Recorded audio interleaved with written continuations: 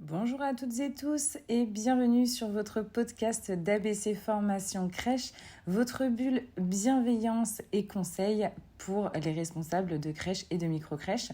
Alors aujourd'hui, un petit podcast sur la journée pédagogique. Donc l'idée c'est de vous donner un maximum de conseils pratiques pour que vous soyez autonome sur l'organisation de votre journée pédagogique et surtout que ce temps soit vraiment utilisé efficacement et à bon escient parce qu'on n'en a en général qu'une par an. Et c'est génial d'avoir une journée entière à consacrer à du travail de fond avec l'équipe, détaché des enfants. Donc voilà, l'idée c'est vraiment d'en profiter le plus possible. Donc la première question à se poser quand on veut organiser une journée pédagogique, c'est quel est mon objectif en fait? Qu'est-ce que j'aimerais travailler? Donc l'idée c'est de voir un petit peu les gros besoins parce qu'il y a des petites réadaptations qu'on peut faire au fur et à mesure des réunions. On va observer, je ne sais pas moi, que les transmissions sur le sommeil sont imprécises ou que l'organisation du repas n'est pas terrible parce que, je ne sais pas, il y a beaucoup d'enfants qui doivent patienter, donc il y a beaucoup de pleurs, donc c'est pas comment dirais-je, c'est pas agréable et c'est pas ergonomique, entre guillemets, dans l'organisation du temps. En tout cas, c'est pas fluide. Donc voilà, il y a des petites choses qu'on peut travailler en réunion et il y a des sujets vraiment plus de fond ou plus importants pour lesquels une journée, c'est vraiment non seulement confortable, mais même indispensable, j'ai envie de dire, parce que c'est des gros sujets. Donc qu'est-ce que vous voulez travailler pendant cette journée pédagogique? Quel est votre objectif? C'est-à-dire, à la fin de votre journée, vous voulez avoir amené votre équipe à quel constat, à quel changement, à quelle prise de conscience? Qu'est-ce que vous voulez que le lendemain de cette journée pédagogique, qu'est-ce qui a changé en fait dans les pratiques de l'équipe? Voilà, c'est vraiment ça qui va être votre ligne conductrice pour réussir à bien organiser, pas partir dans tous les sens, et en même temps que ça soit, comme je vous dis, efficace. Alors, il peut y avoir deux façons de faire en fait. Soit vous proposez à votre équipe de choisir un thème. Alors, plutôt que de leur proposer de choisir, l'idée ce serait plutôt que chacune donne toutes ses idées, ou alors vous pouvez mettre aussi une petite boîte à idées dans la salle de pause par exemple, et chacune va mettre ses idées, et puis vous, juste avant la dernière réunion, on va dire, avant la journée péda, vous allez dire, voilà, donc les thèmes qui étaient proposés, c'était ça, ça, ça, ça, ça. Moi, j'ai choisi ce thème-là, donc on travaillera sur ce thème-là sur la journée péda. En leur précisant bien, du coup, si vous laissez les propositions libres à votre équipe, il faut bien leur préciser, que soit elles proposent quelque chose qui est à améliorer, à optimiser quelque chose qu'elles veulent travailler, donc un vrai besoin, on va dire, de la crèche, soit ça peut être tout simplement un projet de longue date pour lequel en fait, on n'arrive jamais à coordonner l'ensemble de la crèche pour le faire avancer. Ça peut être les bébés signes, mais ça peut être aussi, par exemple, un projet jardinage ou autre. D'accord ? L'idée, c'est vraiment de faire avancer l'équipe sur un point précis. Donc, soit vous laissez votre équipe vous proposer des thèmes et vous en choisissez un parmi ceux-là, ou bien c'est vous, en fait, qui allez imposer le thème. Alors, comment on choisit la méthodologie? Moi, j'ai tendance à dire que c'est plus au manager ou à la manager de choisir le thème quand on est sur une équipe, soit où on vient d'arriver, parce que du coup, il faut qu'on pose toutes nos bases de notre fonctionnement, notamment en termes de communication, etc. Et d'attente aussi. Donc, c'est très important. Soit quand on est sur des équipes ou des crèches un peu dysfonctionnelles. Donc beaucoup de turnover, des équipes un peu traumatisées s'il y a eu beaucoup de changements, s'il y a eu... voilà. Vous le sentez de toute façon quand c'est des équipes qui sont stables, qui sont sécurisées, parce qu'elles sont investies, elles sont heureuses en fait tout simplement. Et puis quand c'est des équipes qui sont un peu en souffrance, là c'est pas le cas en fait. Personne n'est investi parce que tout le monde est tourné sur son mal-être en fait. Donc voilà, dans des équipes un peu en difficulté comme ça ou fragilisées, c'est mieux quand c'est la manager qui choisit le thème. Pourquoi? Parce que en fait, c'est votre regard de directrice ou de référente technique qui vous permet d'observer quel est dans les difficultés le plus gros point dont il faut vraiment se débarrasser et sur lequel il faut vraiment avancer pour pouvoir améliorer l'ambiance et le sentiment de bien-être en fait des salariés, des professionnels. Donc voilà, on a donc une journée entière dédiée pour travailler un thème et améliorer soit les pratiques, soit l'organisation, parce que ça peut aussi très bien être, alors c'est vachement moins intéressant, mais ça peut être aussi sur les règles d'hygiène alimentaire, etc., qu'on peut amener en même temps que travailler sur le repas. Donc par exemple, ça peut être sur l'autonomie du repas des enfants, sur la présentation du repas, etc. Mais en même temps, quand même parler de quelque chose de très entre guillemets théorique, mais qui fait partie de notre travail. Par exemple, voilà, comme je vous disais, les normes HACCP, ça peut être la surveillance de sieste, ça peut être, j'en sais rien, les règles de sécurité, ça peut être plein de choses. Donc à vous de voir, en fait, vraiment les besoins de votre structure. Donc la première chose à faire, donc quand le thème a été choisi, c'est qu'on va donc, comme je l'ai dit tout à l'heure, on va l'annoncer en réunion. Donc en réunion, on va dire, voilà, du coup, le thème de la journée PEDA, ce sera ça. On ne se justifie pas sur le choix qu'on a fait. On ne se justifie pas. Voilà, parce que, encore une fois, le temps de parole qu'on a en commun avec son équipe, il faut vraiment prendre conscience que c'est du temps qui est non seulement très précieux, mais surtout on en a très peu. On en a très peu, donc il faut vraiment apprendre à être rapide et efficiente, même si c'est difficile parce que on a aussi besoin d'entendre l'équipe et de partager des choses, mais il y a des priorités. Et ça, c'est très important d'en prendre conscience de suite parce que les postes de responsable, donc quand je dis responsable, je parle toujours et de référent technique ou de directrice donc en micro ou en multi-accueil, pardon. Mais en tout cas, quand on est responsable, il faut vraiment apprendre à gérer son temps et son organisation parce qu'on a beaucoup de missions qui nous incombent, beaucoup de casquettes différentes, donc ça demande beaucoup d'adaptation aussi. On peut autant parler à un élu de la petite enfance et l'après-midi être auprès de son équipe, être auprès des enfants ou, j'en sais rien, moi, animer un atelier lecture ou ombre chinoise. Enfin, vous voyez, c'est des mondes... Donc, il faut vraiment apprendre à gérer son temps et son énergie. Et son temps, ça commence par ne pas se laisser déborder. En réunion, c'est vous qui êtes le ou la driver, en fait. C'est-à-dire que c'est vous qui pilotez. Si vous estimez que, pour aborder le point de l'ordre du jour, parce qu'il y en a plein en réunion, je ferai un podcast aussi sur la préparation des réunions, si ça peut vous aider. Mais en tous les cas, voilà, c'est un point parmi d'autres. On ne va pas y passer 25 minutes sur pourquoi on a choisi ce thème. Ça n'a aucun intérêt, en fait. On s'en fiche. Voilà, c'est juste... c'est des petits tips comme ça, mais on va dire, c'est des petites maladresses. Enfin, c'est même pas des maladresses, parce que c'est toujours... ça part d'une bonne intention, d'être à l'écoute de son équipe, etc. Mais c'est vraiment des petites choses qui sont faciles à modifier et que je retrouve énormément sur des coachings ou des conseils avec des responsables qui sont jeunes ou qui sont peu expérimentés ou sur lesquels c'est tout simplement leur premier poste en fait en tant que responsable. Voilà, on veut tellement bien faire, on veut tellement être à l'écoute, on veut tellement améliorer les choses en fait et que l'équipe se sente bien et se sente entendue que parfois on a tendance à laisser un peu le contrôle au groupe du temps de parole, de la répartition du temps de parole par rapport au thème. Donc des fois, voilà, on va parler 25 minutes d'un truc qui ne sert à rien.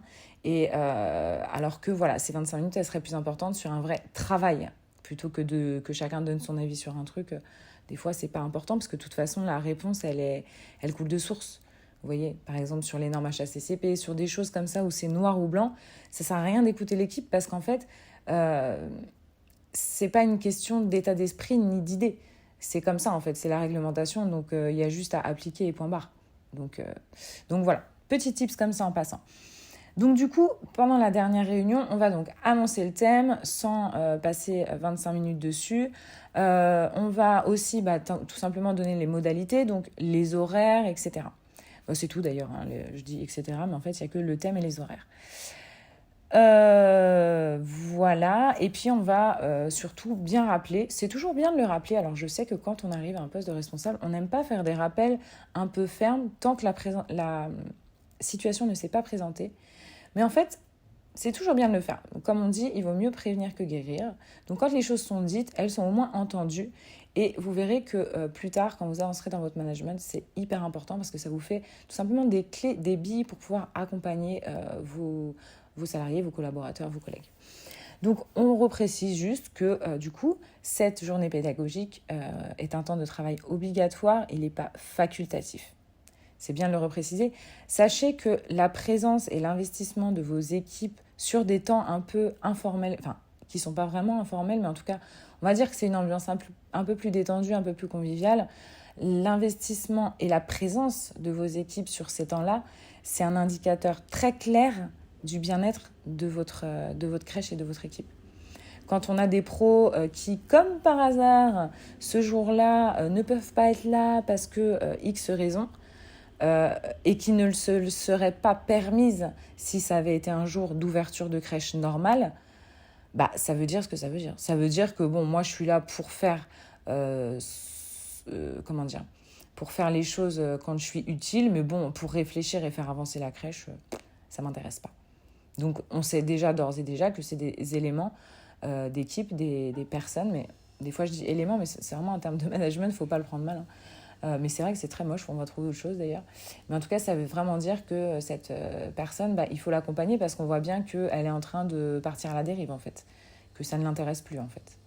Donc c'est bien d'observer aussi. Ça ne veut pas dire qu'on force tout le monde à venir. Moi j'ai déjà eu des professionnels qui m'ont dit, par exemple, qu'est-ce que j'ai eu ? C'est les 60 ans de mon papa, ou je ne sais plus, le départ à la retraite, ça fait longtemps que la date est prévue, nani, naner, donc je ne pourrais pas venir. C'était pas la journée péda d'ailleurs, c'était une journée de formation.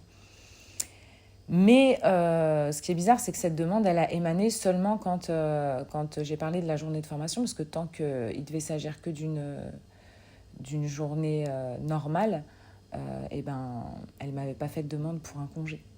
Donc, voilà. Alors, on ne peut rien en tirer de ce genre de situation, mais c'est une alerte en fait.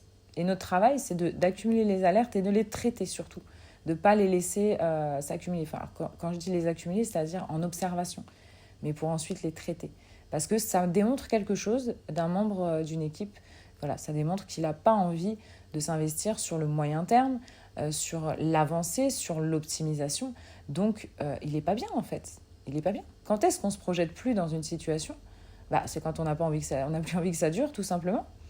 Ou quand on s'en fiche, on est là, on subit l'instant présent, mais voilà, on ne voit pas trop d'issue pour que ça aille mieux, quoi. Donc voilà. Et puis ensuite, une fois qu'on a abordé ça en réunion, on va passer à la préparation. Alors, la préparation de la journée pédagogique, moi je trouve ça très important qu'elle soit uniquement et exclusivement prise en main par la responsable ou le responsable. Parce que c'est un peu une journée, on va dire, bonus pour l'équipe. Ça veut dire que c'est une journée de travail, mais c'est aussi une journée où, pour une fois, elles vont pouvoir se laisser guider, elles vont pouvoir se laisser driver. Il faut le voir aussi un petit peu comme une journée chouchoutage pour l'équipe. Parce qu'effectivement, nous, on a des objectifs, on va travailler tous ensemble, etc. Mais c'est aussi une ambiance un peu différente. Donc c'est bien que ce soit vraiment que la responsable qui prépare. Moi, ce que j'aimais bien proposer et ce que je trouvais qui fonctionnait assez bien, c'était de proposer le matin de la théorie. Parce que le matin, en général, on est beaucoup plus concentré en fait. Et l'après-midi, de la pratique ou des exercices ou des mises en situation. Parce qu'en général, l'après-midi, on le voit, de toute façon, que ce soit en formation, en conseil ou en tout ce qu'on veut, quand on fait des entretiens, après manger, en fait, les personnes on digère, en fait, tout simplement. Donc, le maximum de l'afflux sanguin est privilégié pour tout le système digestif et donc il irrigue beaucoup moins le cerveau. Donc, en fait, physiologiquement, on n'est pas fait pour être concentré juste après le déjeuner. Donc, sachant cet élément de neurosciences, mettons-le en pratique. Donc du coup, voilà, moi l'après-midi, je propose plutôt des exercices pratiques, des mises en situation, quelque chose qui fait bouger les filles.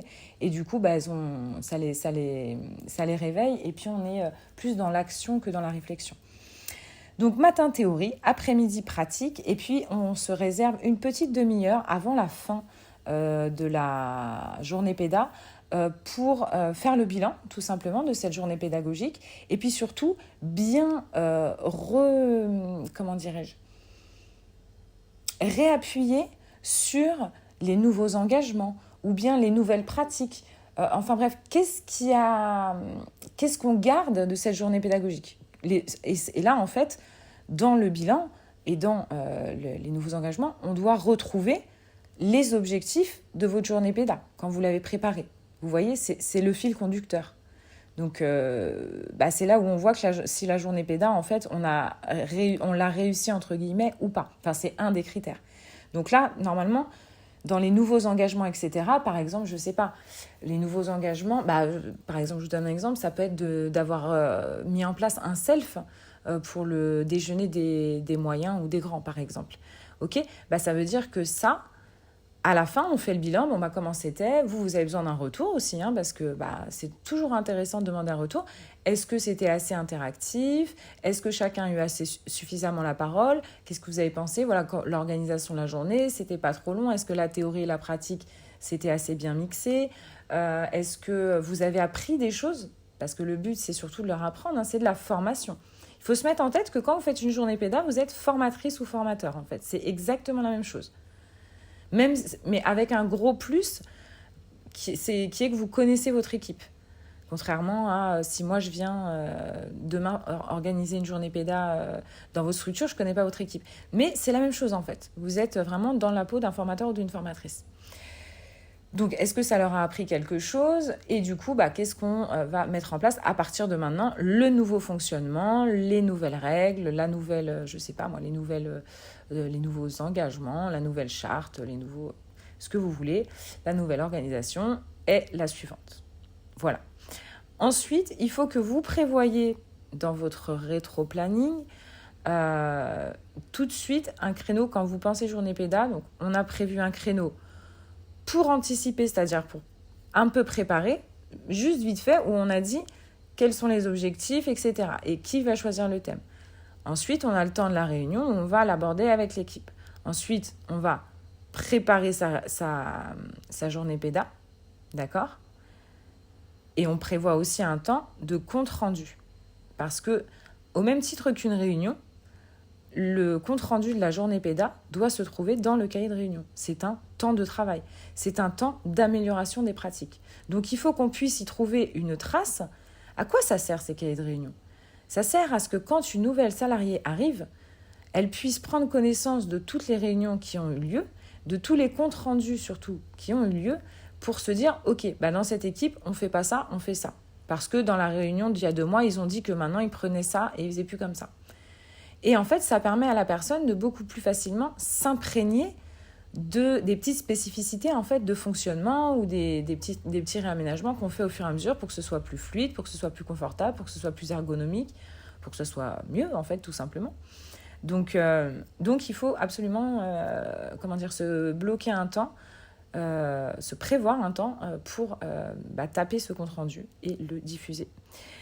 Le diffuser, donc moi j'aimais bien le diffuser dans le cahier de réunion et je propose toujours aux équipes aussi, c'est pas mal de mettre un petit affichage ou d'envoyer un petit mail aux parents parce que c'est un jour où la crèche est fermée alors qu'en général elle devrait être ouverte. Ça veut dire que même s'ils l'ont accepté parce que c'était les règles depuis le départ quand ils ont signé le contrat, ça leur demande de s'adapter, peut-être de faire venir papy-mamie, peut-être de poser un jour de congé. On est dans une démarche où on veut aussi montrer qu'on est des professionnels avant tout. On est des professionnels. On a des connaissances en psychologie de l'enfant, en soins, en santé, en hygiène alimentaire, en sécurité, en pédagogie, en développement physiologique, psychologique, affectif, cognitif, artistique. Enfin, faut arrêter de se voir comme des nounous, quoi.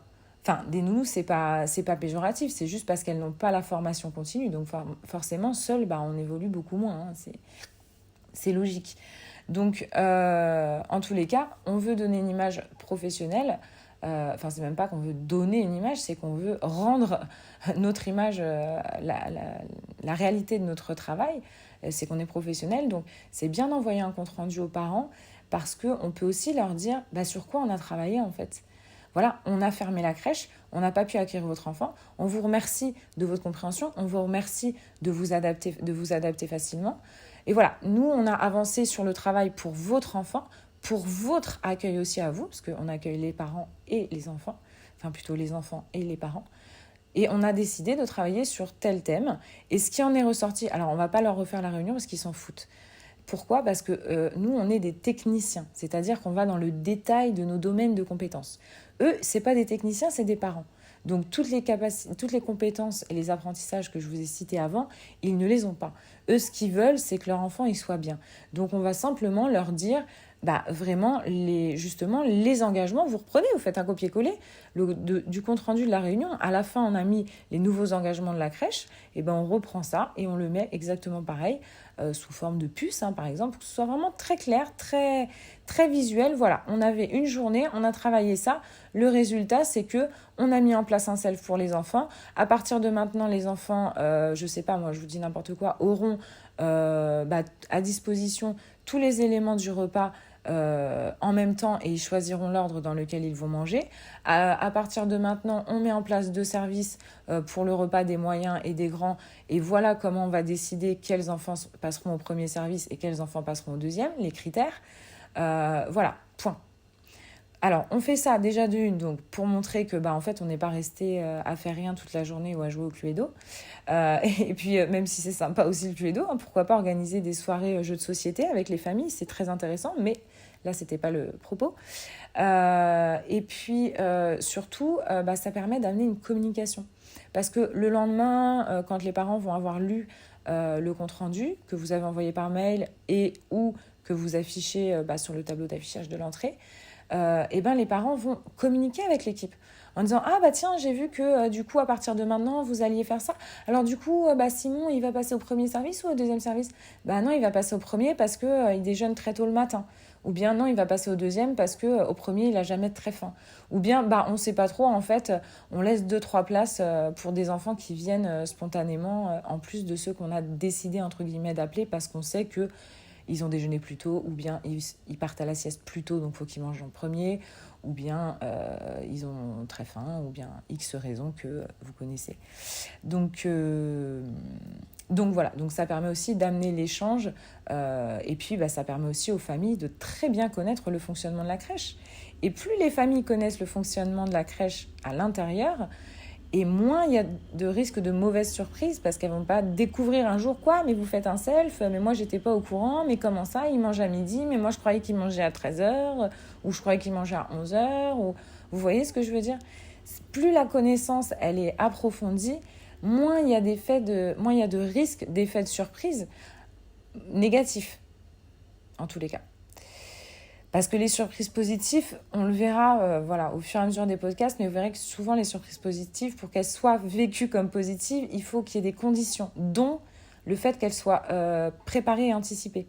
Or, quand on découvre un fonctionnement, même si ça fait X temps qu'il existe, quand on le découvre d'un coup, en tant que parent, pour nous, c'est nouveau et c'est d'un coup. C'est pas préparé, c'est pas anticipé. Donc, ça va plus facilement basculer dans la surprise négative, dans la charge émotionnelle négative. Je ne vous perds pas dans les détails, mais voilà. En tout cas, pour ceux qui sont déjà un petit peu plus fins dans leur analyse, ça vous parlera. Voilà, ça parlera à qui ça parlera. Donc voilà un petit peu. Et la dernière partie, donc on a fait le compte-rendu, donc on a dit aux parents, plus celui dans le cas de réunion.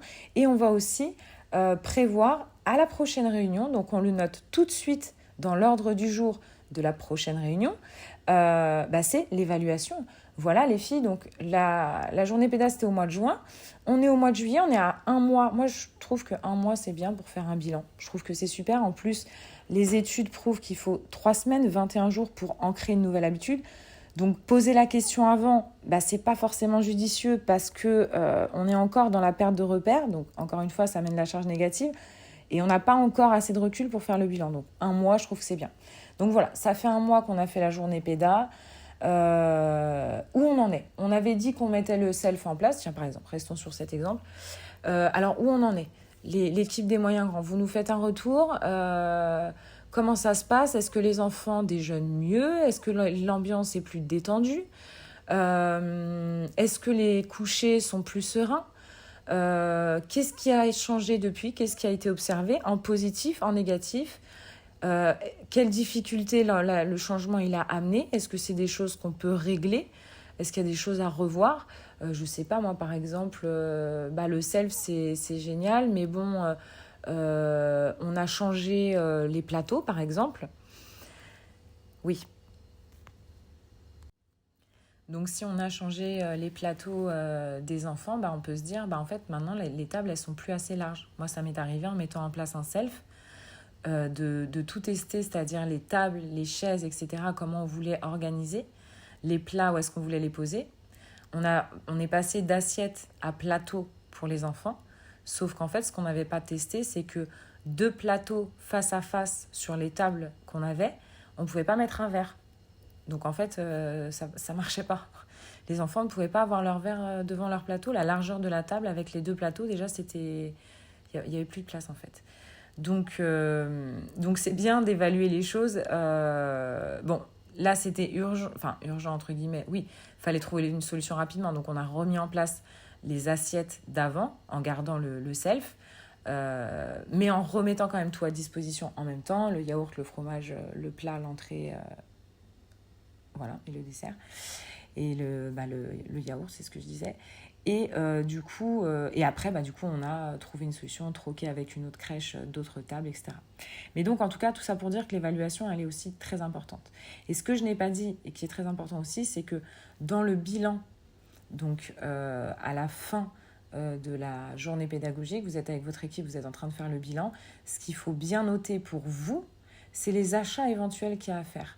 Ce qui est pas mal aussi en amont, d'ailleurs je ne l'ai pas précisé, pardon, je n'ai pas aussi bien préparé mon podcast que ce que je voulais, donc ça repart un peu en arrière, mais au moins vous avez toutes les infos. C'est aussi en amont d'anticiper, par exemple, si vous n'êtes pas gestionnaire direct de votre structure, c'est-à-dire si vous êtes salarié tout simplement, de demander à votre responsable, donc je ne sais pas, votre gestionnaire, votre coordinatrice, voilà, s'il y a un budget qui est alloué pour la journée péda. Le budget, vous allez l'utiliser premièrement pour la préparation éventuellement, parce que des fois, il nous faut du matériel pour préparer l'après-midi, la mise en pratique, parce que ça peut être des ateliers, ça peut être des jeux, etc. Donc des fois, il faut un peu de matériel. Mais surtout, le plus gros du budget, il va être conservé pour les éventuels achats, les besoins en fait qui ressortent à la suite, soit du réaménagement, soit du changement d'organisation, etc.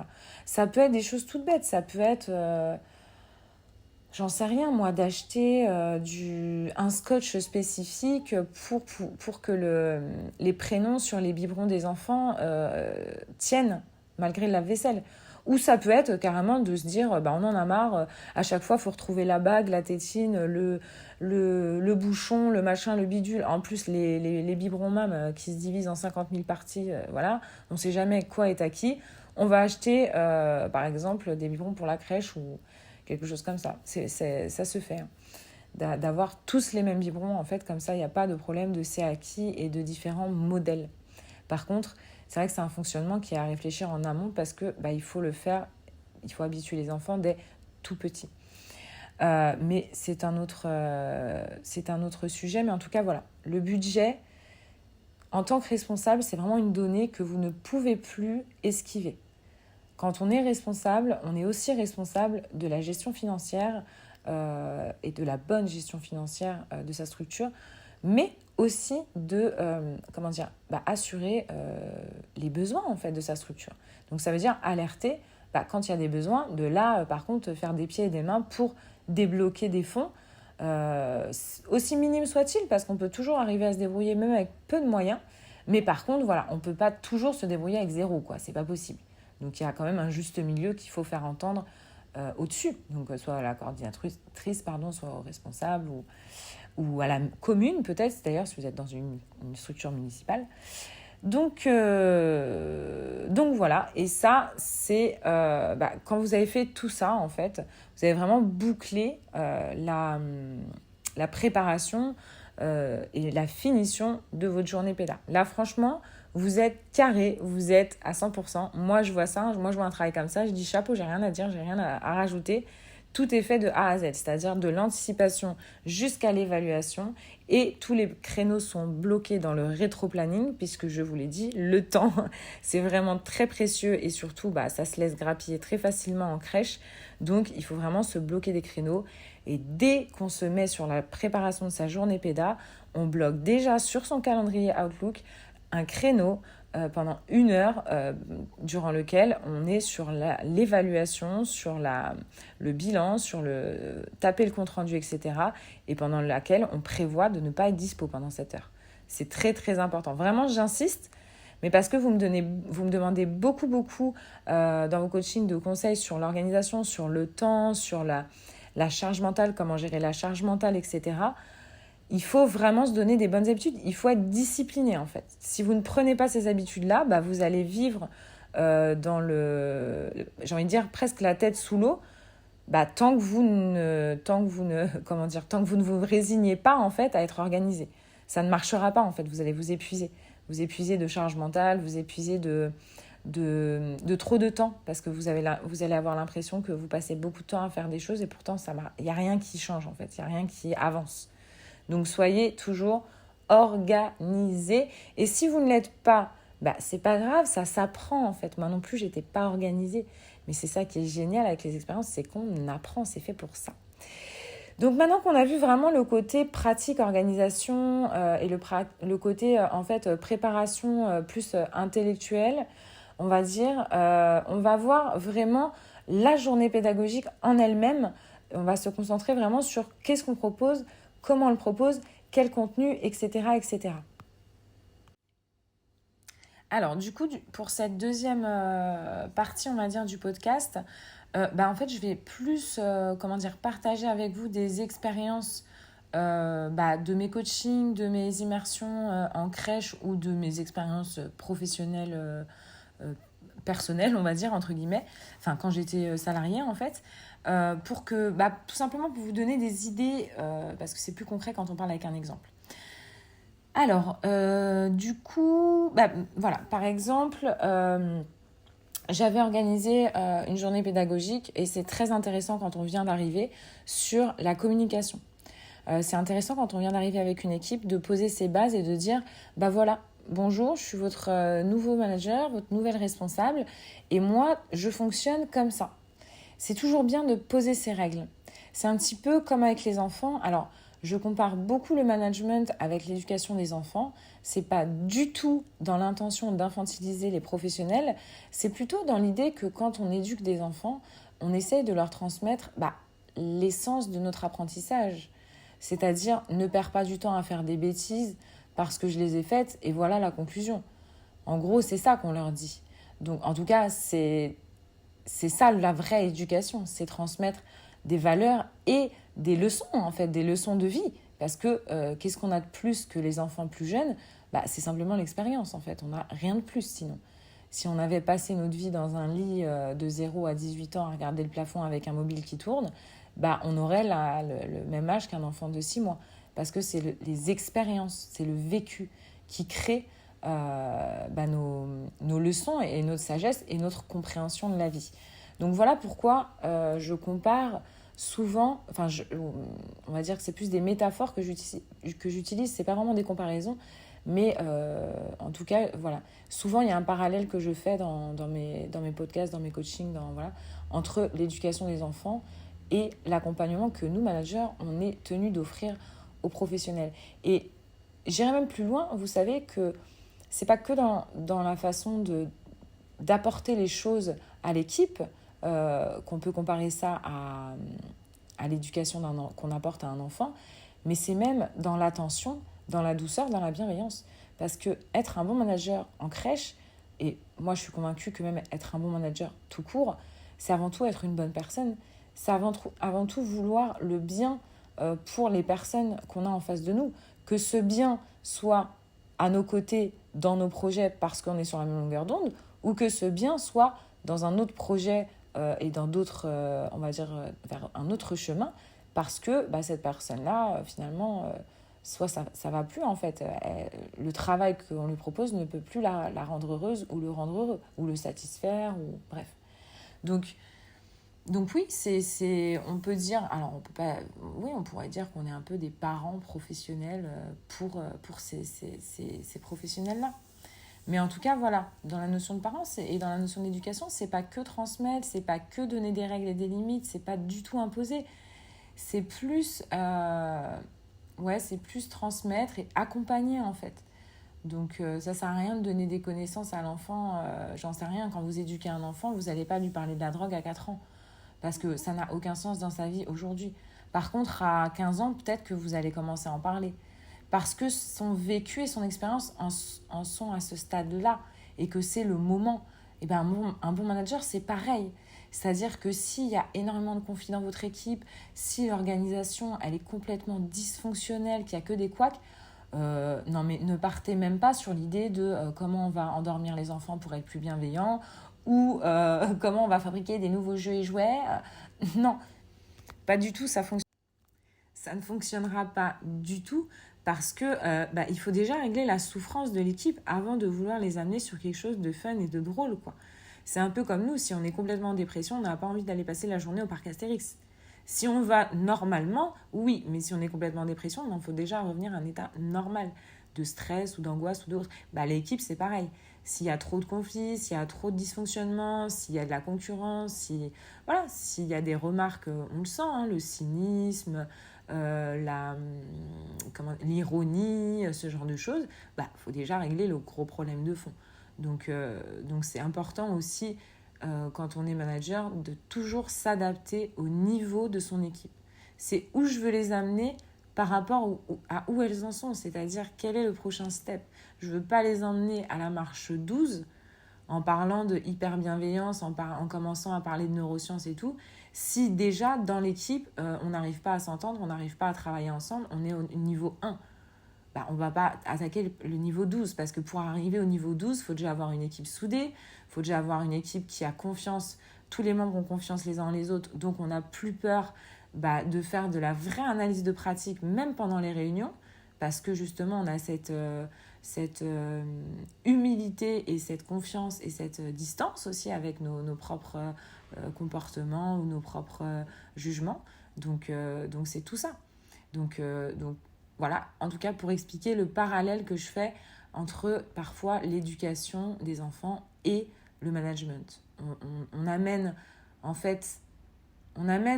la bonne graine au bon moment de leur expérience d'équipe et on laisse germer et on accompagne, on guide pour que la plante pousse bien. Mais en fait, c'est elles qui font le travail. Mais nous, on est là vraiment pour les aider, les accompagner. Voilà. Parenthèse refermée. Donc c'est pour ça que je vous disais, tout dépend le thème que vous allez choisir par rapport à où vous en êtes avec votre équipe. Et où en est votre équipe aussi, avec elle-même. Parce que des fois, c'est pas forcément que avec vous. Donc la communication, en tout cas, la communication, c'est vraiment le thème de prédilection que je choisis quand j'arrive dans une équipe ou quand je veux accompagner un ou une responsable sur son arrivée en management. Parce qu'on va poser les règles de notre fonctionnement. Et les adultes comme les enfants, ce qu'on aime, c'est savoir où on doit aller, comment on doit y aller, parce que naturellement, on aime faire les choses correctement. Un enfant, si on lui donne un coloriage alors ça va concerner les un peu plus grands, mais parce que les petits, ils ont encore du mal en fait à faire ce qu'ils aimeraient faire. La coordination entre la volonté et l'action, c'est encore compliqué. Donc on va dire que ça arrive peut-être vers 2 ans, 2 ans et demi. Mais si on dit à un enfant, tiens, j'aimerais que tu colles des gommettes à l'intérieur du rond, c'est ça la consigne. Naturellement, passer un certain stade de maturité, c'est pour ça, chacun son stade, mais on va tous y arriver, il va le faire. Il va vouloir bien le faire. Vous comprenez ? Parce que la consigne, elle est claire. Et il aime bien parce qu'il se sent dans la réussite, l'enfant. Il a entendu la consigne, il l'a comprise, il l'a appliquée, il voit qu'il a réussi à l'appliquer. Effectivement, il y a des gommettes que à l'intérieur du rond. Et en plus, il a un retour, un feedback positif de la personne qui lui a demandé, qui lui dit « ouais, c'est super Jules, tu vois, t'as mis toutes les gommettes à l'intérieur, comme on avait demandé. C'est top. Tu veux faire quoi maintenant ?» Voilà. C'est du gagnant-gagnant. pour pouvoir amener ça avec vos équipes, c'est la même chose. Il faut qu'on soit très précis en fait dans ce qu'on leur demande et dans ce qu'on attend d'elles. Mais aussi dans ce qu'elles attendent de nous, il faut qu'elles soient précises. Donc c'est vraiment dans les deux sens la communication. Et pour moi, cette première journée péda ou cette première réunion, mais bon, si on travaille en réunion, il faut au moins, on va dire 3 ou 4 réunions pour avoir le même contenu, on va dire, qu'on peut aborder sur une journée péda entière. Mais en tout cas, voilà, c'est aussi qu'elles puissent nous transmettre leurs limites. Vous voyez, il y a des équipes qui sont susceptibles, qui n'aiment pas qu'on leur fasse des remarques. Il faut le savoir. Parce que le but, c'est pas de les froisser, on n'est pas là pour les vexer. On est là pour leur dire les choses dans les meilleures conditions possibles pour qu'elles puissent s'améliorer parce que peut-être elles n'ont pas vu, peut-être elles n'ont pas fait attention ou peut-être elles ne savaient pas, donc par méconnaissance. Il ne faut pas le voir tout de suite dès qu'il y a une erreur ou une faute comme quelque chose qui est volontairement mal fait. Si c'est volontairement mal fait, faut revenir à un travail individuel d'accompagnement qu'on verra sur un autre podcast, si Dieu le veut bien sûr.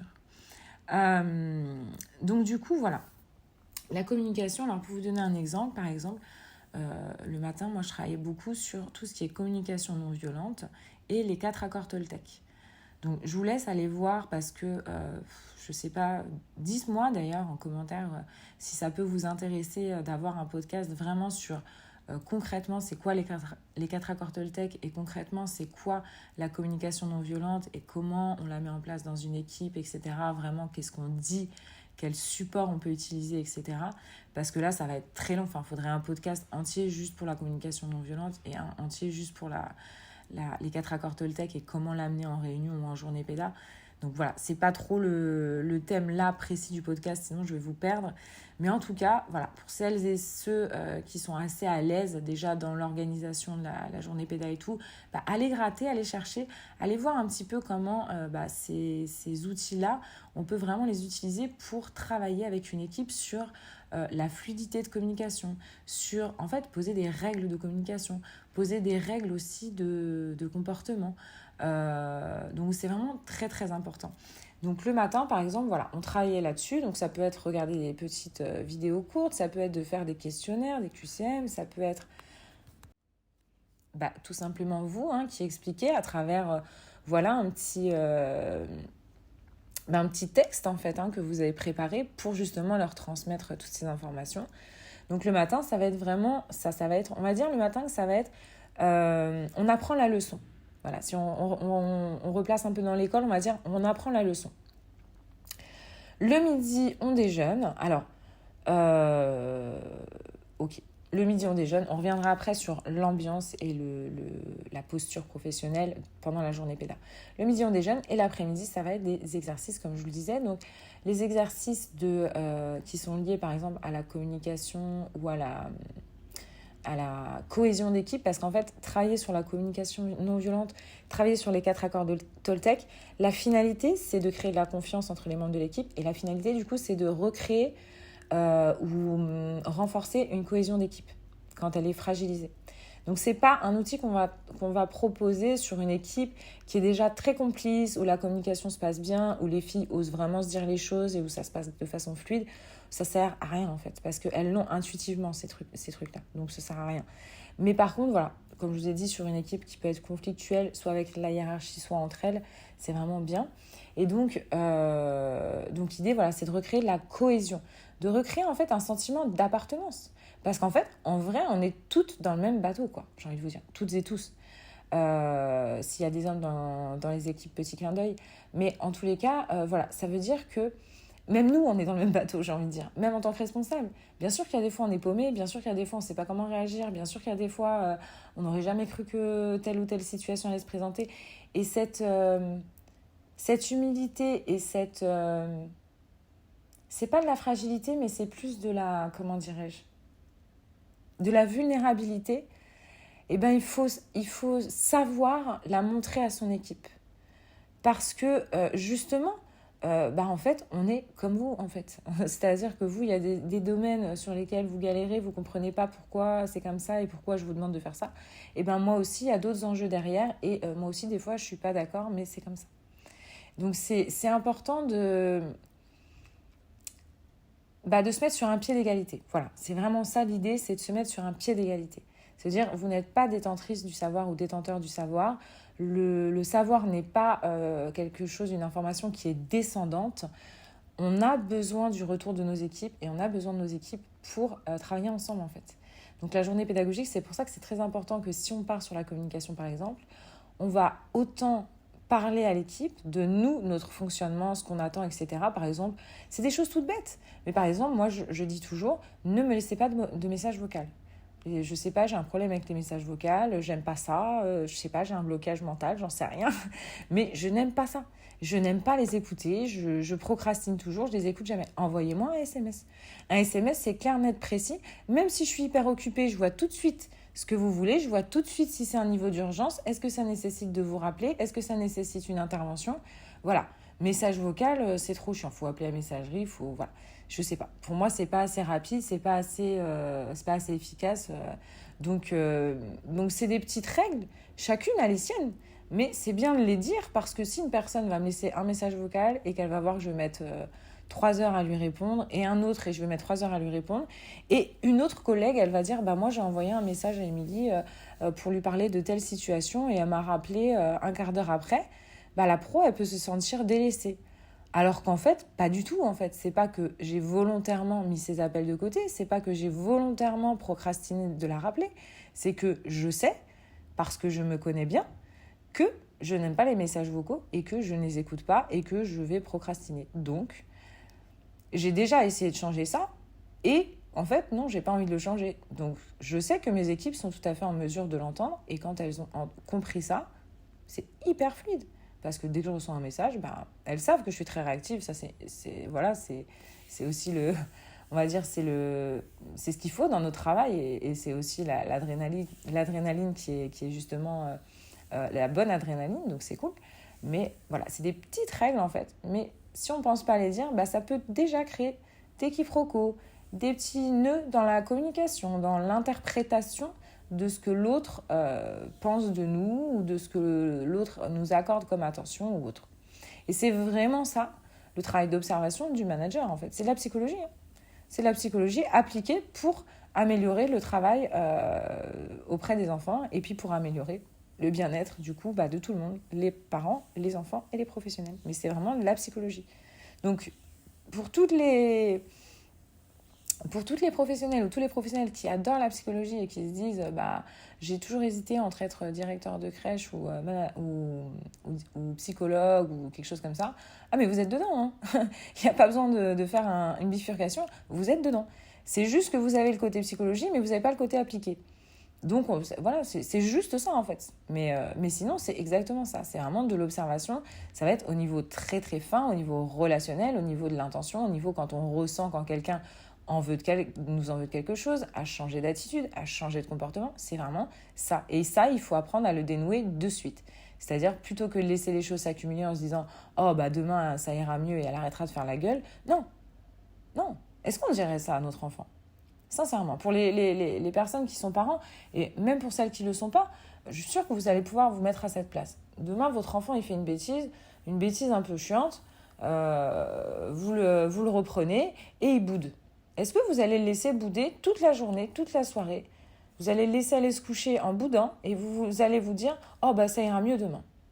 Tant pis pour lui. » Non, je ne trouve pas que ce soit une attitude vraiment bienveillante. Je ne trouve pas que ce soit une attitude d'ouverture, d'écoute et d'accompagnement. Et c'est notre rôle en tant que manager d'accompagner. On va plutôt peut-être attendre que la pression descende. Donc effectivement, on va bouder dans ton coin, il n'y a pas de souci. Chacun va vaquer à ses occupations, on va se calmer un petit peu. Et puis quand tu es prêt à en reparler, tu reviens me voir. Et puis après, on va discuter avec son enfant. On va lui dire, oui, c'est vrai que je t'ai disputé fortement quand on est rentré de l'école, mais parce que tu as couru très vite en direction de la route et tu n'as pas mesuré que tu t'es arrêté à ras du trottoir et moi j'ai eu très peur que tu te fasses écraser et que pour les prochaines fois, je veux que tu t'arrêtes avant le trottoir parce que sinon moi j'ai très peur et donc j'ai des gestes brusques ou bien je crie parce que j'ai peur. Voilà, par exemple. On ne va pas laisser l'enfant aller se coucher. Et demain, et en plus, on n'a rien réglé. Donc, ça veut dire que la prochaine fois qu'il va courir, il va refaire pareil. Parce qu'on ne lui a pas dit ce qu'on lui reprochait. On ne lui a pas expliqué ce qu'on attend de lui pour la prochaine fois. Donc, forcément, son attitude, elle ne va pas changer. Hein. Si on ne lui a pas dit ce qu'on attendait de lui, il peut le deviner. Mais ça va être beaucoup plus long parce qu'il va fonctionner en essai-erreur. Donc, il va tester 50 000 choses avant de trouver « Ah, mais c'était donc ça qui l'avait mis en colère. C'est qu'elle ne voulait pas que je cours jusqu'au bord de la route. Elle voulait que je m'arrête, 50 centimètres avant la fin du trottoir pour la rassurer, pour qu'elle voie que j'ai bien vu que c'était la route, que je ne vais pas courir sur la route, etc. » Donc, c'est vraiment ce même travail. Donc, c'est pareil, quand on est manager, on ne va pas laisser la personne rentrer chez elle avec ça. On va lui dire, voilà, j'ai vu qu'il y a eu ça. Il y a eu un accrochage, il y a eu quelque chose, je le sens, je le sais. C'est peut-être pas le moment d'en parler, il n'y a pas de problème. Par contre, on ne laisse pas ça comme ça.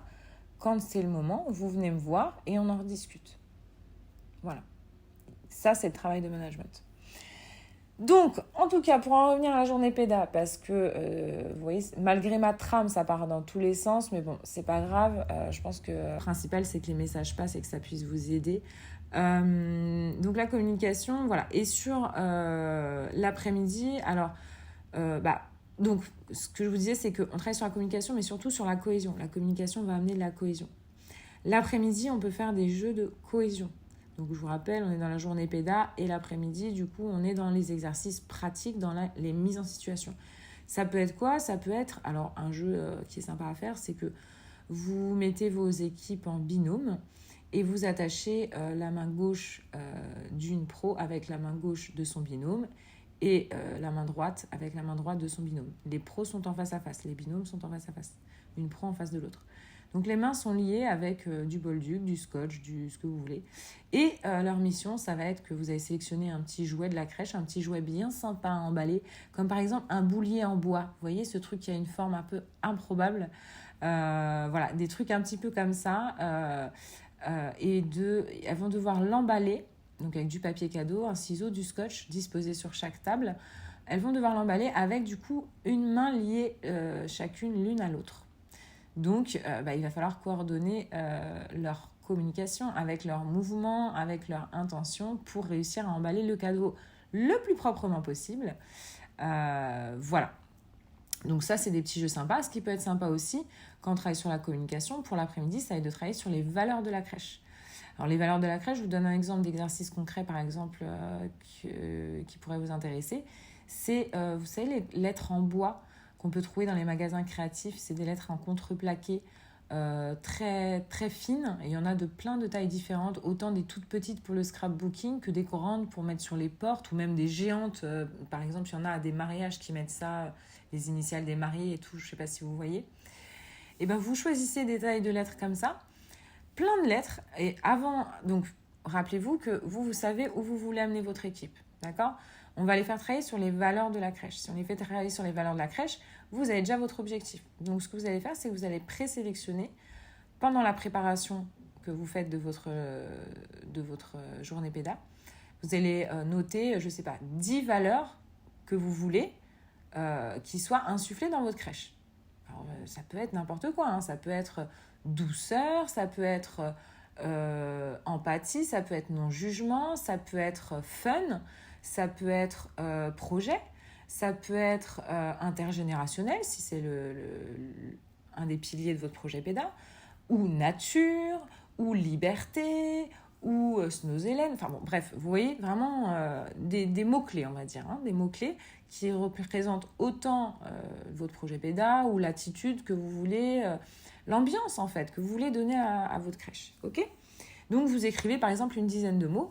Ça peut être aussi sympathique, sourire. Vous voyez ce que je veux dire ? C'est vraiment... il faut vous écouter en fait. Donc, vous sélectionnez 10 mots et vous achetez les lettres de ces 10 mots. Les lettres pour écrire ces 10 mots. D'accord ?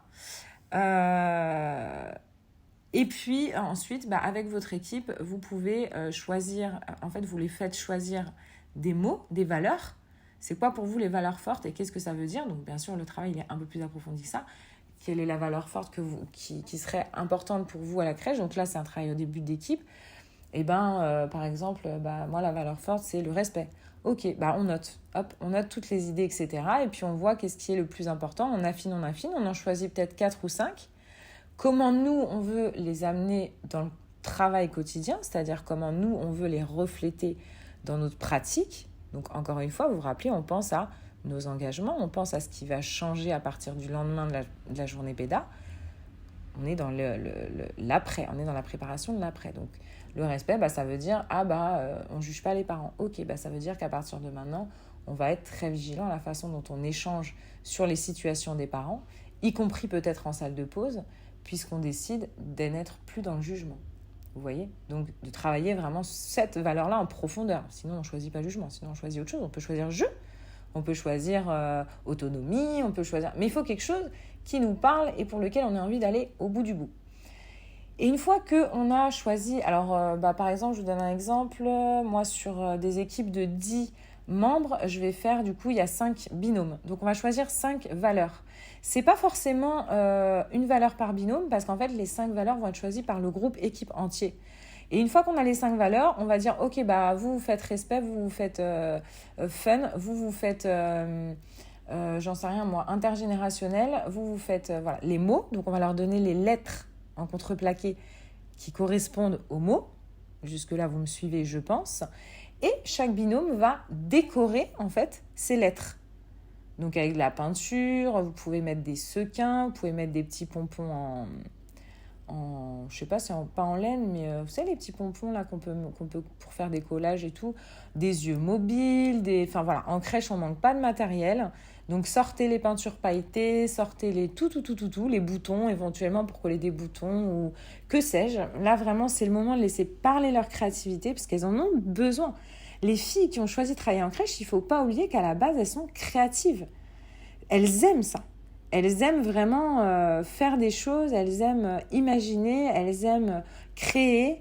Donc elles ont besoin de ces moments-là. Donc là, c'est vraiment carte blanche en fait. Vous avez votre mot, vous avez la caisse avec toutes les peintures, tous les accessoires, la colle, le pistolet à colle, tout ce que vous voulez. Et vous customisez votre mot. Alors, il faut que ça soit quand même dans le même mot à peu près harmonieux, ou vous voyez ce que je veux dire, qu'il y ait quand même un lien, je sais pas, mais vous voyez, il faut que dans les choix des couleurs ou des autres, que ça soit le même mot quand même harmonieux. Je sais pas, on peut décider de le déguiser en vache, on peut décider de... j'en sais rien, moi, de mettre des couleurs très pastel parce qu'on écrit le mot douceur, par exemple, pour peindre le mot douceur, ou au contraire des couleurs très très vives parce qu'on écrit le mot fun, ou le mot jeu, ou le mot rire, ou le mot... Vous voyez ? Donc, et puis ensuite, on va aller installer ces petites lettres quelque part. Alors le mieux, moi ce que je trouve le mieux, c'est toujours dans le hall d'entrée, parce que ça donne le ton aussi.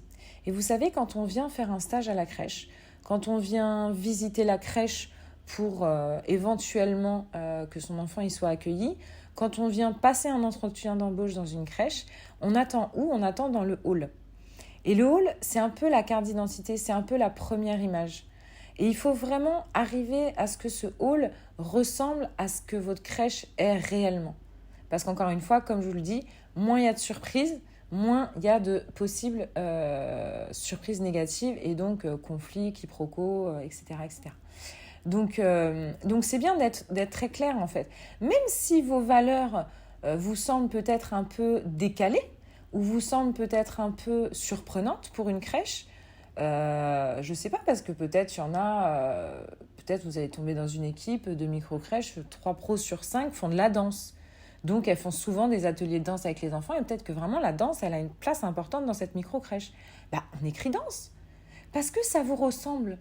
Et pourquoi c'est important d'être très transparent et très authentique ? Parce que quand un parent va visiter, un professionnel va venir postuler ou passer un entretien d'embauche, ou un stagiaire va venir déposer une candidature, s'il voit danse et que ça ne le branche pas du tout la danse, c'est bien de le savoir que finalement, c'est peut-être pas la crèche qu'il lui faut. Alors que si c'est quelqu'un qui, en plus, fait, j'en sais rien, de la salsa, elle va se dire « Waouh, mais c'est génial, j'aimerais trop venir dans cette crèche parce qu'en plus, moi aussi, j'aime bien la danse et j'aimerais bien faire partager ça aux enfants. » Ou ça peut être la musique, par exemple, s'il y a beaucoup de personnes qui sont très passionnées de musique. Enfin, ou autre, vous voyez. Mais ça peut être, j'en sais rien, du jardinage, ça peut être les animaux. Puis y avoir des personnes qui sont passionnées par les animaux ou qui à côté de leur activité, sont bénévoles auprès d'animaux et qui, du coup, vont organiser des choses. Peut-être que les enfants vont aller passer, j'en sais rien, un après-midi au refuge pour caresser les chats, ou j'en sais rien, je vous dis des exemples, voilà. Ça peut être plein de choses. Mais en tout cas, ce que je veux vous dire, le message, je pense qu'il est passé, c'est qu'il faut vraiment être sincère. Et il faut amener l'équipe à aller au bout de ses vraies valeurs. C'est-à-dire, on ne va pas choisir un truc bateau, genre... on peut choisir autonomie, il n'y a pas de problème avec ça, mais on ne va pas en choisir 10 000 des mots, on va en choisir que peut-être, je vous dis, si vous avez une équipe de 10, vous choisissez 5 mots. Si elles sont plus, si elles sont 12, vous pouvez faire des groupes de 3 et elles choisissent 4 mots. Ça ne sert à rien de faire 10 000 mots. Et l'idée, c'est que du coup, comme il n'y en a pas beaucoup, faut vraiment les choisir et qu'ils fassent sens. Et c'est pour ça qu'on mobilise l'équipe sur la réflexion de ces mots, parce que nous, on a choisi 10 mots. Pourquoi ? Pour leur donner des idées, et puis parce qu'il fallait bien choisir quelles lettres on allait acheter. On ne va pas acheter 150 lettres de chaque... 150 E, 150 L, 150 A, c'est pas possible. Donc nous, on a choisi les 10. Mais avec les lettres de ces 10 mots qu'on a choisis, on peut faire plein d'autres mots. Donc si on peut faire leurs mots, on le fait. Vous voyez, c'est juste que nous, il faut bien une base pour amener une matière, en fait. D'accord ? Mais l'idée, c'est vraiment que ce soit elles qui s'emparent. Quand je dis elles, je parle des professionnels de l'équipe qui s'emparent de ça pour choisir les valeurs qui les animent et qu'elles ont envie de transmettre. C'est très, très important. Parce qu'on ne peut pas travailler dans une équipe, on ne peut pas travailler dans une crèche si nos valeurs en tant que manager et les valeurs de la majorité du groupe sont à l'opposé. C'est pas possible. C'est comme si vous voulez aller à Rome et elles veulent aller à Tombouctou. C'est pas possible. Vous avez beau essayer de vous suivre pendant un moment sur le chemin, il y a forcément un moment où vos chemins ils vont devoir se séparer parce que vous n'atteindrez pas la destination ou l'objectif que vous voulez ou qu'elle, elle veut. Et elle a le droit. C'est pas que c'est pas bien ou que c'est bien. Chacun a le droit de suivre son objectif et sa destination. Mais en tout cas, c'est pour vous dire que voilà pourquoi c'est important de les laisser libres. Parce que souvent, quand on ne veut pas laisser une équipe libre, c'est parce qu'elles sont contre nous. Mais si elles sont contre nous, c'est que soit il y a un travail de communication à faire et un gros travail de fond, soit vous n'êtes pas tombé dans la bonne équipe, en fait. Il y a des équipes, elles n'ont pas envie de faire des projets. Les équipes, elles sont dans le cocooning, elles sont dans le maternage, elles sont dans la douceur. Moi, j'ai visité des crèches, il y avait une ambiance, mais vraiment... on aurait dit un bureau de travail, quoi. Il n'y avait quasiment pas un enfant qui parlait, on n'entendait pas un enfant qui pleurait, c'était hyper calme, hyper apaisé. Alors c'est génial pour ceux à qui ça correspond. Moi, ça ne me correspond pas. Moi, je ne peux pas travailler dans un univers aussi calme parce que même si j'adore la douceur et la bienveillance, j'ai besoin de vie, j'ai besoin de peps, j'ai besoin de couleurs, j'ai besoin de rire, j'ai besoin de gaieté, j'ai besoin de m'amuser avec les enfants, en fait, tout simplement, et avec l'équipe. Mais il y en a à qui ça convient. Eh bien, c'est bien de l'affirmer, déjà de reconnaître l'identité propre de la crèche, donc d'aider l'équipe à ça, en fait, à prendre conscience de, en fait, c'est vrai, c'est quoi la spécificité de notre crèche ? C'est quoi la spécificité de notre équipe ? On est 10 ou 5 ou 4 ou 15, 20, et on amène chacune quelque chose. Et chacune amène, voilà, je sais pas moi... Nadine, elle amène du rose, Angélique, elle amène du bleu, Lydia, elle amène du vert, Marc, il amène du rouge. Quand on mélange tout ça, ça fait du bleu magenta, imaginons, je vous dis n'importe quoi. Ok, donc maintenant on a compris que nous, notre équipe, notre groupe équipe, ensemble, on est bleu magenta. Chacun, on a une couleur, mais quand on est ensemble, nous, on avance vers le bleu magenta. Ok, c'est quoi le bleu magenta ? C'est la douceur, c'est le calme, c'est la bienveillance, c'est l'écoute, c'est la tranquillité. Nous, c'est le fun, c'est les rires, c'est les paillettes, c'est nana, c'est l'animation, c'est tout ça.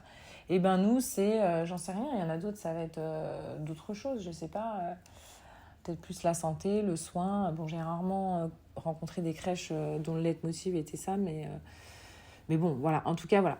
Mais c'est important que ça vraiment appartienne à l'équipe. Et c'est pour ça qu'il faut les laisser libres. Il faut vraiment les accompagner, mais les laisser libres de choisir ce qui leur parle. Voilà. Et du coup, ensuite, on va accrocher ça dans le hall de l'immeuble, j'allais dire, pardon, dans le hall de la crèche. Voilà, donc on peut l'installer, par exemple, en mots croisés. Vous voyez, sur le mur. style mots croisés. Je pense que vous voyez ça, on voit beaucoup ça même des gens qui font ça chez eux, dans les décorations pour chez eux et tout. Donc voilà. Et déjà, on garde une trace de ce qu'on a fait, c'est-à-dire que chaque fois qu'on rentre dans la crèche, on se rappelle qu'on a passé ce moment en équipe, que c'était chouette cette journée, et on se rappelle aussi des valeurs qui sont les nôtres.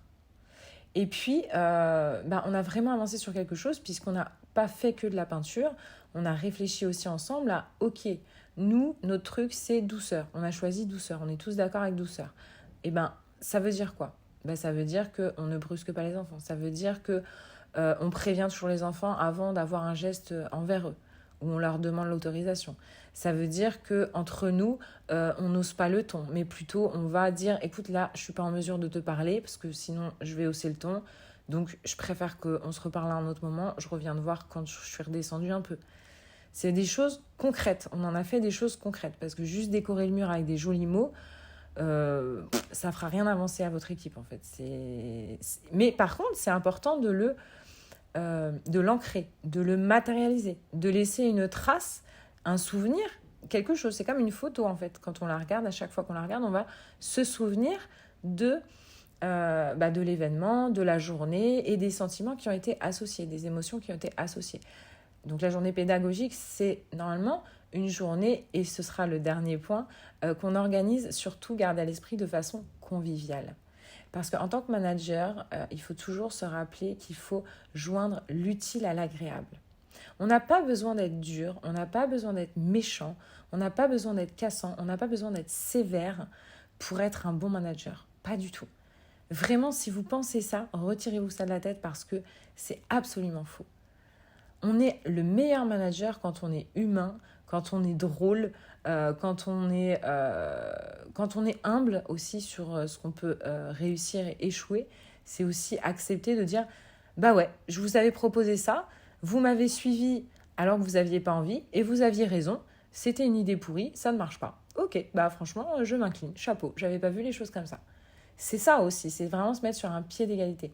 Et la journée pédagogique, c'est vraiment le moment de créer une journée dans laquelle on va pouvoir associer travail et charge émotionnelle positive, puisqu'on peut être dans un cadre plus convivial, plus chaleureux et moins formel. Donc moi, ce que je vous conseille, donc là, c'est vraiment tips manager bienveillant, parce que moi, mes podcasts, ils s'adressent que aux managers qui ont envie d'être bienveillants. Les autres, vous n'allez pas du tout aimer mes podcasts, mais c'est pas grave, chacun a sa façon de faire. Mais en tout cas, le petit tips que je pourrais vous donner, c'est, voilà, moi, ce que j'aime bien, c'est quand on prépare une journée pédagogique, comme je vous l'ai dit en début de podcast, c'est aussi une journée cocooning pour l'équipe. C'est-à-dire que moi, j'aime bien le matin ramener des croissants, des pains au chocolat. J'arrive avant. On ramène une bouilloire, on fait du café, on fait du thé, on ramène des jus de fruits, etc. Parce que c'est un jour de travail, mais c'est un jour de travail spécial. Et je trouve que c'est important de le marquer, et de marquer aussi que nos filles, elles comptent pas que pour s'occuper des enfants, en fait. Elles comptent aussi en tant que personne, en tant qu'adulte, et pas que en tant que auxiliaire de puériculture, ou EJE, ou CAP, ou apprenti, ou stagiaire. Elle compte aussi en tant que Marine, Adeline, Sandra, Céline, Sarah et Marc. Ok ? Et c'est vraiment important.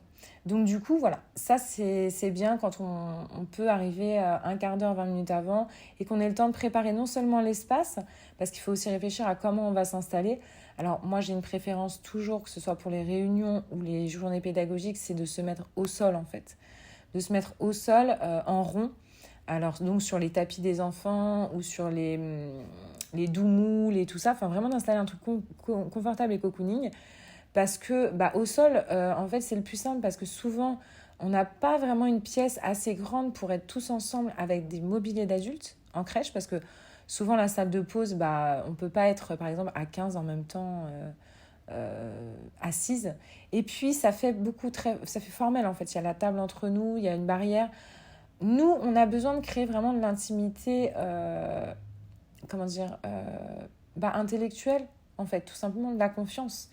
Donc, parce qu'on est dans une équipe où on doit se remettre en question, donc c'est très important de la confiance dans nos métiers, la confiance dans les autres membres de notre équipe. Donc, du coup, voilà, c'est bien d'arriver 20 minutes avant, d'installer, on met tout, on fait un petit cercle, voilà. On laisse chacun s'installer, machin. Il y a les croissants, il y a les petits pains au chocolat, les jus de fruits. On discute 5 minutes, on sort un peu, hop, et puis après on s'y met. Même si on commence 10 minutes après, un quart d'heure après, c'est pas grave. Dans notre organisation, on prévoit un quart d'heure de, entre guillemets, pas de bienvenue, mais de bonjour, quoi. C'est du temps de travail. C'est du temps de travail. La qualité et le temps que j'accorde à mettre de la qualité dans l'échange que j'ai avec mes professionnels, dans la confiance qu'elles me font, donc je veux leur montrer que bien sûr qu'elles comptent pour moi, humainement. C'est le cas. Donc ça, c'est du temps de travail. Parce que ça va faciliter nos relations par la suite. Et aussi parce que c'est la vérité. J'aime bien connaître les gens avec lesquels je travaille et j'aime bien que ça se passe bien et entretenir des bonnes relations, tout simplement. Donc, et elle m'intéresse vraiment en plus, humainement. Donc du coup, voilà, là c'est le premier petit point convivial. Et ce qui peut être sympa aussi, c'est le midi, de prévoir un déjeuner ensemble. Alors, je vous conseille pas forcément de sortir de la crèche parce qu'on reste dans un cadre de travail. Donc moi, je trouve que d'aller déjeuner au restaurant ou autre, non. Personnellement, je trouve pas ça pertinent. Mais après, libre à chaque équipe selon son fonctionnement et selon son mood, on va dire. Mais moi, voilà, c'est pas quelque chose que je conseillerais. Mais par exemple, si vous avez un budget, moi je l'ai déjà fait quand j'étais gestionnaire de ma propre micro, donc c'est vrai que j'avais quelques libertés financières de gestion en tous les cas. Pas de budget, parce que c'était pas extensible, mais au moins voilà, de pouvoir, de priorité, on va dire. Donc quand on faisait des journées de formation, par exemple, je prenais des pizzas. Je commandais des pizzas ou je commandais du chinois ou aux frais de la crèche, évidemment. Enfin, avec les tickets resto, du coup, de la crèche. Mais du coup, voilà, c'était sympa. Voilà, c'est encore une fois, c'est une journée cocooning. Voilà, c'est une journée pour elle.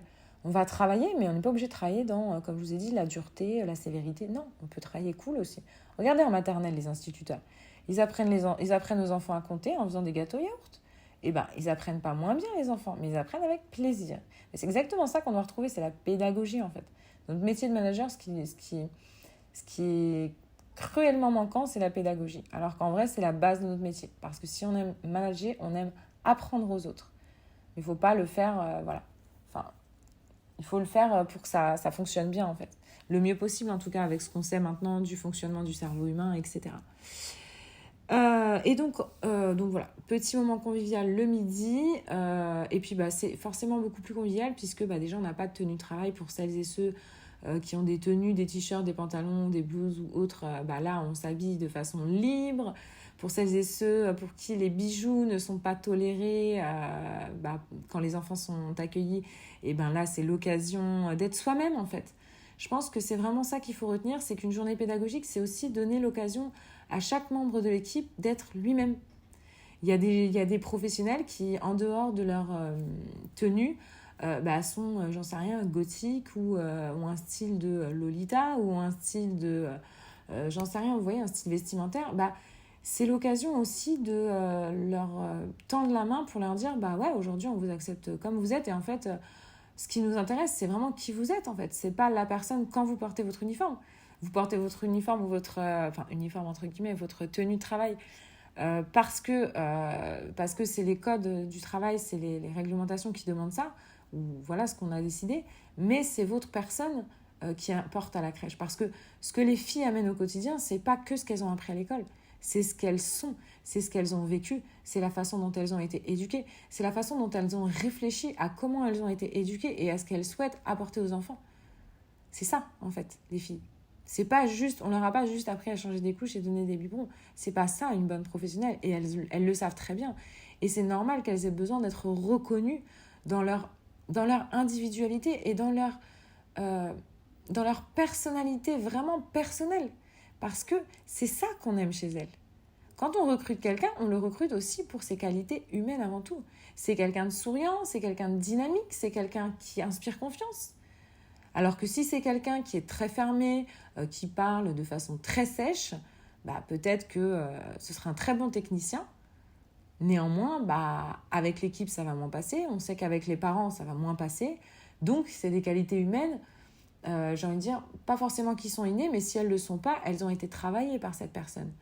Donc, C'est vraiment aussi le moment, la journée péda, pour dire à votre équipe, bah voilà, on travaille tout ensemble, mais aujourd'hui, on ne vient pas en tant que Aurélie, l'auxiliaire puère, et Khadija, le JE. On vient plus avec l'idée de Aurélie et Khadija. Voilà, les membres de l'équipe, point. Mais on retire l'uniforme, on peut être qui on est, on parle normalement, voilà. Et c'est un peu plus convivial, un peu plus chaleureux, et on va beaucoup mieux avancer en fait avec les équipes. Il ne faut pas avoir peur de cette proximité, parce qu'on parle souvent de distance, mais vous le verrez, parce que ce sera le projet de prochain podcast. Ça n'a rien à voir en fait. C'est pas cette proximité-là qui met en danger votre posture de manager. Pas du tout. Au contraire, celle-là, elle va vous aider. Donc gardez toujours en tête qu'il faut rester bienveillant, il faut rester à l'équipe, il faut rester à l'écoute de l'équipe, et il faut rester, comment dirais-je, avec des intentions positives avec son équipe. Voilà. On n'est pas là pour les acheter. Si on commande du chinois, c'est pas pour les acheter. C'est pas pour leur faire oublier toute la souffrance qu'on leur fait subir le reste de l'année, ou tous les trucs qu'on fait passer en forcing. Mais c'est pour leur dire, bah voilà, on passe une journée ensemble, voilà, c'est tranquille, on fait ça. Et en même temps, bah ouais, bien sûr, les filles, on bosse, on est là pour ça, quand même. Hein. On n'oublie pas. Voilà, c'est un juste équilibre. Toujours l'équilibre, vous verrez, je vous en parle beaucoup, beaucoup. Parce qu'entre le tout noir et le tout blanc, il y a 50 nuances de gris. Donc, à chacun et chacune de trouver sa nuance de gris. Voilà, je pense qu'on a fait le tour. J'espère vraiment, sincèrement, que ce podcast vous a aidé. Je suis désolée si c'est pas toujours hyper organisé, mais eh bien, comme vous en management, moi je débute en podcast, donc forcément j'ai une trame, mais elle n'est pas encore assez détaillée, et c'est au fur et à mesure de mon vécu que j'apprends de plus en plus à affiner ma technique. Et comme vous allez devoir le faire, j'ai pas peur de me tromper et de transmettre un podcast qui sera peut-être imparfait, mais qui transmettra quand même l'essence de ce que je voulais vous donner. Et surtout, cette imperfection me permet de m'améliorer pour les prochaines fois, de prendre des leçons entre guillemets sur comment vous faire des podcasts un peu plus carrés, qui partent un peu moins dans tous les sens et qui vous transmettent pourtant autant de messages. Donc, s'il vous plaît, ne vous jugez pas. Acceptez de vous tromper, de faire les choses imparfaitement, même si, c'est vrai que c'est pas agréable, on bégaye, on machin, on truc. Mais en vrai de vrai, vous savez quoi, au moins on est naturel. Et je me dis, zéro surprise, parce que si demain on a un rendez-vous de coaching par téléphone, une consultation, vous ne serez pas surprise par ma façon de parler, ou surpris parce que, c'est comme ça, vraiment, je fais comme ça aussi au téléphone, et je suis vraiment naturelle. S'il y a bien un truc que le management m'a appris, c'est l'authenticité. Voilà, et écoute, prenez soin de vous, prenez soin de vos équipes, prenez soin des petits loups qui vous sont confiés, prenez soin de votre crèche, et puis surtout, amusez-vous, parce que voilà, vous faites un super métier. Si vous avez besoin de conseils, alors que ce soit pour une consultation à distance ou autre, n'hésitez pas, vous avez mon Facebook, ABC Formation Crèche, et vous avez du coup le lien WhatsApp pour m'envoyer un message directement et me contacter. Belle journée à tout le monde, bon courage et have fun, enjoy, ciao.